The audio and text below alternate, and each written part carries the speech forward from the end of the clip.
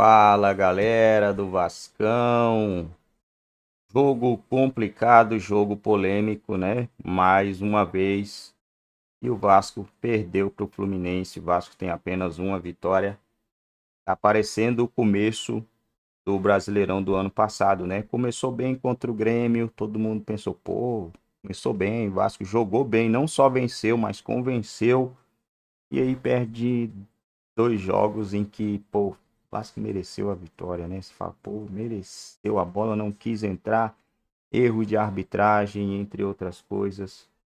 E agora temos aí o Vasco com apenas 3 pontos no Campeonato Brasileiro. Em 3 rodadas, o próximo jogo é o Criciúma, é um jogo para o Vasco somar 3 pontos, né? Se o Vasco não fazer 3 pontos diante do Criciúma, aí vai ser louco. É por isso que é ruim, gente. Se não somar 3 pontos contra o Criciúma, aí é louco. Vai virar aquela bola de neve, porque um jogo ou outro faz uma diferença gritante, né? Vamos ver o que Lucas Pedrosa, Benê e Fernandinho têm a falar sobre esse jogo. Impossível. Impossível. Então fala agora, vai, Pedrosa. Vamos lá. Põe na tela aí. Existem duas formas de você analisar essa partida. Uma, levando em consideração a arbitragem vergonhosa que o Wilton Pereira Sampaio teve, e outra é falar do jogo de fato. Primeiro, foi pênalti. Aquilo ali não tem como. É braço aberto, é o Manuel bloqueando um chute do Verratti, um chute que poderia ter ido ao gol. Tá na tela, hein? Ia bater na barriga. Quem garante que ia bater na barriga se o Manuel tava fazendo um movimento pra frente e se batesse na barriga dele, poderia inclusive desviar na barriga dele e dentro do gol, matando o Fábio. Pra mim isso é pênalti, eu não sei por que alguém ainda discute que isso não foi pênalti. Isso é muito pênalti. Assim como foi o do Lucas Piton na primeira rodada e do Galdames também, quando ele tomou a pancada do Rodrigo Eli, eu já falei isso aqui. O outro ponto é o Ganso. O Ganso faz o que quer dentro da arbitragem do futebol brasileiro. O Ganso, ele toma uma falta completamente normal do Matheus Carvalho, ele dá um chute no Matheus Carvalho, o VAR não chama, e o senhor Wilton Pereira Sampaio dá amarelo pro Matheus Carvalho e dá amarelo pro Ganso, sendo que o Ganso agrediu o Matheus Carvalho. E ele deveria ter sido chamado no VAR para poder ver o lance. Ponto. Essas foram as duas situações dentro do jogo que, para mim, a arbitragem vergonhosa do Wilton Pereira de Sampaio. Falando de campo e bola, para mim, o Fluminense mereceu a vitória. Por quê, Pedrosa? Porque o Fluminense foi mais letal do que o Vasco. Números, 11 finalizações do Fluminense, 8 no gol. O Vasco finalizou 21 vezes. Sabe quantas no gol? 5. Isso é incompetência. Isso é falta de pontaria, isso é falta de conseguir matar o jogo quando tem que matar. O Ryan perdeu gol, o Cleiton perdeu gol e o Vasco foi incompetente na hora de converter as chances que criou. Além disso, no primeiro tempo, o Fluminense foi muito melhor do que o Vasco, principalmente pelo lado esquerdo, conseguindo engolir o Paulo Henrique e o Maicon. O Marcelo, o Arias trabalharam muito bem ali e o Fluminense foi superior. No segundo tempo, o Vasco faz as substituições, iguala a partida, chega ao ponto de realmente conseguir ter um equilíbrio até melhor, estar melhor do que o Fluminense na partida, mas, novamente, sofre um gol numa falha defensiva e aí depois é muito tarde. Lembrando, Red Bull Bragantino e Fluminense. O Vasco tomou gol nos dois jogos logo no início, o que desmorona seu plano de jogo. Então tem que melhorar. A conversão em gols, o Vasco tem uma conversão muito baixa, é o time que mais finaliza no campeonato, 49 finalizações e apenas 8% delas foi convertida em gol, e além disso, essa questão defensiva. Não dá pra ficar tomando gol no início do jogo, porque você vai estar sempre correndo atrás do resultado. Calma, Carla Preso, calma, Carla Preso. Essa é nova, DJ Careca. Calma, Carla Preso. Calma, Carla A Preso. pontaria do Vasco não tá boa. Trouxe números e encontra um Fluminense que é letal. A gente fala muito bem do Fluminense, que o maior problema do Flu é a questão defensiva e a maior solução é a ofensiva. A gente viu um Ganso fazendo gol de cabeça, o Vini Casagrande. Mas aí que tá. Qual é o que tá? Aí que tá o problema. Beleza, a gente vê um Ganso fazendo gol de cabeça, mas pra mim é muito mais demérito do setor defensivo do Vasco da Gama. Primeiro que deixou o Marcelo receber livre.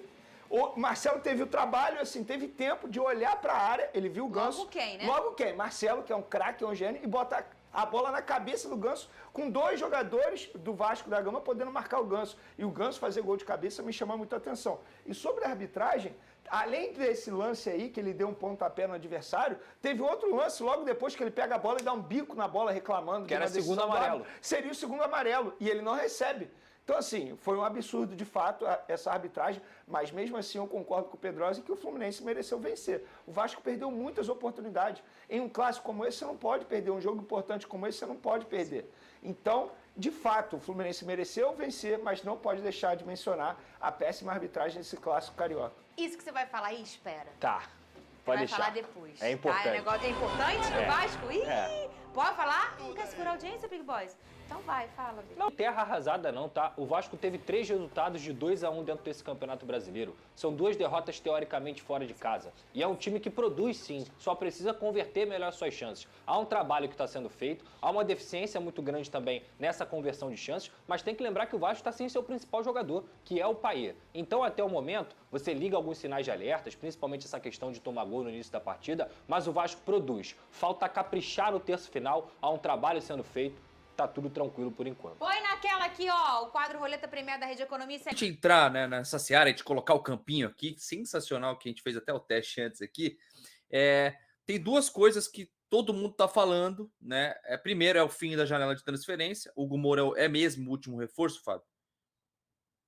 Então, a informação que eu tive que sim, até surgiu hoje uma informação, né? Pelo menos alguns sites publicaram que o Vasco tinha interesse no Eduardo Vargas, fui atrás dessa notícia e ela realmente não é notícia.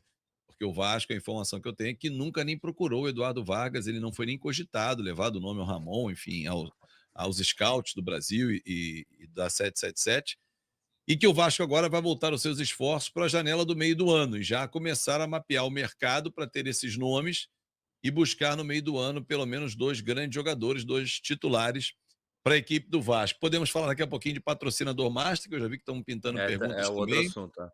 E já posso ratificar o que desde domingo vem falando, Gui, Ed, amigo, já está fechado o negócio. O negócio já está fechado, é uma bet, nenhuma dessas que foi anunciada, não é a Blaze, não é nenhuma das outras que já foi anunciada aí, não. Portuga Bet lá, não é também? Portugabet, Elizabeth, Betano, KTO, todas que foram citadas. Algumas negociaram efetivamente, outras não. Né? A Superbet negociou, não aconteceu. A KTO não negociou. A Betano procurou lá atrás. A Portugabet procurou, mas não houve negócio. Enfim, não houve efetivação. É uma bet, já está fechada. E como ainda tem algumas questões internas relacionadas à formatação do negócio, o Vasco conseguiu, junto a esse novo patrocinador, que pudesse utilizar no último domingo a frase "Valeu, Roberto", que era uma camisa emblemática, era uma volta à Série A do Campeonato Brasileiro com aquela camisa de 74, linda camisa, por sinal. Foi autorizado, ontem usou o seu programa de sócio e amanhã vai usar, provavelmente, também o programa de sócio, uma outra inscrição. A tendência é que na outra rodada, na quarta, contra o Criciúma, e espera-se que toda a questão técnica esteja resolvida para que aí sim saia na camisa o novo patrocinador. E a hora que eu tiver, eu vou falar o nome. Não vou ficar chutando. Não, negociou com a Betano, não, negociou com a Portugabet, negociou com a Elisa. Não, vou falar o nome. Quando eu descobrir o nome, eu falo. Se alguém descobrir na frente, faz parte do jogo. Mas que o negócio está fechado, tá.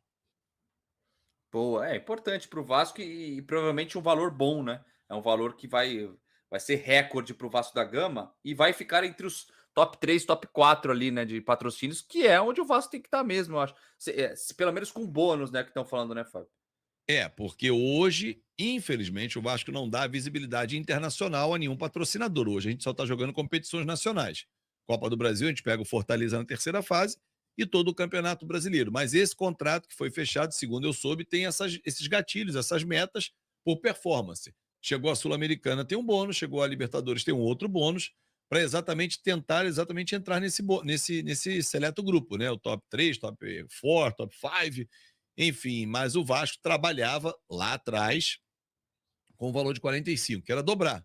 Recebia 22 da Pixibet, passar para 45, não alcançou com nenhuma bet, chegou a ter propostas de 28, 30, mas não efetivou e me parece, isso é a confirmar, porque eu estou apurando muito esses detalhes, que o Vasco conseguiu algo em torno de 35 com gatilhos para chegar a ultrapassar os 45. Hoje o Fluminense tem 52 da Superbet, mas hoje o Fluminense está na Libertadores esse ano e já garantido no Mundial de Clubes do ano que vem. Então são 2 baitas competições internacionais que dão visibilidade, mesmo não tendo o número de torcedores que o Vasco tem, né? Pô, vamos ver. A hora que chegar o anúncio, a gente já fala sobre isso. Edmundo, o Vasco da Gama, hoje, né, acaba a janela nacional, só no meio do ano agora vai poder fazer outras contratações. O Hugo Moura foi o último reforço. Algumas notícias deixaram a gente chateado, havia até que o Fábio colocou no Twitter dele, né, que o Breno Lopes foi para o Fortaleza por empréstimo. Né? Isso mostra que, né, tiveram alguns erros aí no Vasco da Gama, principalmente o Alexandre Matos, que tentava contratá-lo, ofereceu uma grana e ele não quis vir. Ficou meio mal contada essa história. O Daverson parece que tá com problema no Cuiabá também, mas ficou muito em cima da hora para tentar qualquer coisa.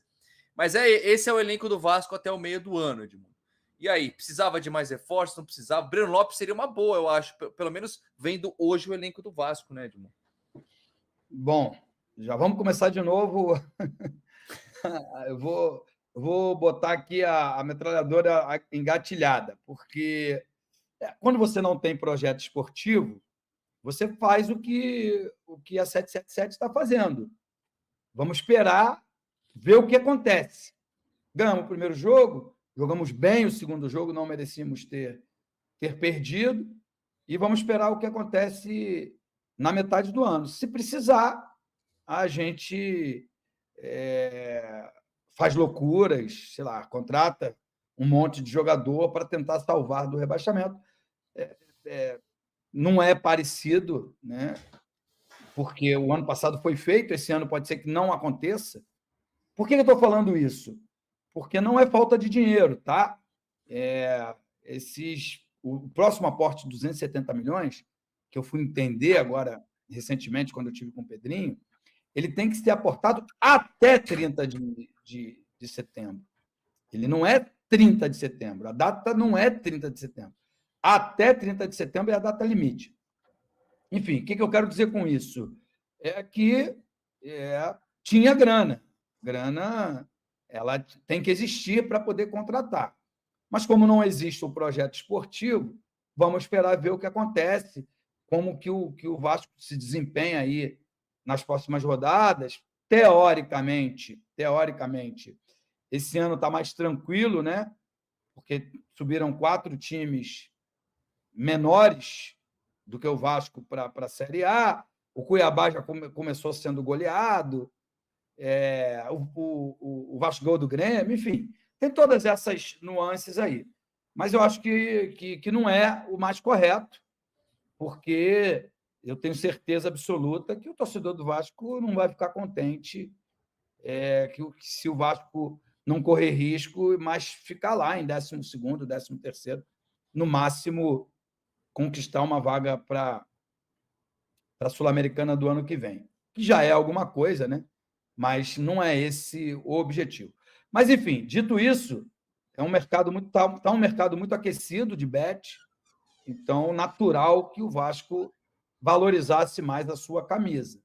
Mas para pedir o que pede as equipes de ponta, precisa estar entre os times cotado a conquistas. E o Vasco, nesse momento, não está. Mas eu acho que é um belo patrocínio, se for fechado. Espero que seja anunciado, porque eu já estou tonto. Eu já achava mesmo que era essa Portuga Bet. Eu também. Não é. Eu também achava. Negociou, mas não é a Portuga Bet. Bom, galera, é isso aí, rapaziada. Para pegar um patrocínio melhorzinho, né? O Vasco teria que se classificar nessa temporada, pelo menos, para uma competição de Sul-Americana, pelo menos, ou Conmebol Libertadores, né? Porque senão não tem como mesmo ser jogando um jogo por semana, aí fica complicada a situação, né, pessoal? Vamos ver aí como será a temporada do Vasco. Jogou bem, vem jogando bem, né? O Vasco não tá jogando mal, o Vasco tá jogando até legalzinho, cara. Então, vamos torcer aí para que consiga esses resultados, né? A situação tá caótica já. Eu vi que ano passado também o Vasco jogou alguns jogos bem, né? Jogou alguns jogos bem e acabou não conseguindo resultado.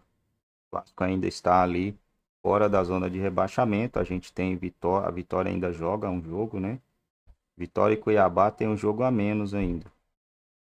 Criciúma também, que é o próximo adversário do Vasco. O negócio é que agora, vencendo um jogo, o Vasco vence o Criciúma, com certeza ele vai ali para os G7, né? Vai ali para aquela zona ali. Se ele já tivesse vencido, estaria com 6 pontos, estaria na 7ª posição hoje. Atrás do Inter ou ou não também, dependendo do saldo de gols, né? O Inter perdeu pro Atlético Paranaense. Red Bull Bragantino é o líder, Flamengo vice-líder, os dois juntos têm 7 pontos, o Red Bull tem um gol a mais marcado, né? Critério de desempate, mesmo saldo de gol, só que tem um gol a mais. Botafogo é o terceiro colocado. Botafogo tem o maior número de gols, fez 8 gols, sofreu também 4 gols dos que estão ali em cima, sofreu bastante gols. Se a gente for analisar a situação do Vasco também e pegar a situação do Palmeiras, né? É praticamente a mesma, só que o Palmeiras é muito mais time que o Vasco, muito mesmo. E o Vasco deu azar aí nesses jogos, né? Mereceu vencer o Bragantino, mereceu mesmo pelos chances criadas. Para mim, se tivesse vencido ali 6 pontinhos hoje. Fluminense era um jogo ali para vitória também. A bola não entrou por um empate. O que vocês acham? Daria para o Vasco ter saído com pelo menos um ponto nesse jogo aí, né? Ou poderia estar com 5 pontos também. Cenário ruim aí, o Vasco poderia estar com 5 pontos. Seria interessante também, mas contra o Criciúma o Vasco vai ter que vencer, né? O Vasco tem que vencer o Criciúma porque o próximo jogo já é Copa do Brasil contra o Fortaleza e depois tem Atlético Paranaense fora de casa pelo Brasileirão, o Vitória pelo Brasileirão e o Flamengo pelo Brasileirão. Jogo encardido.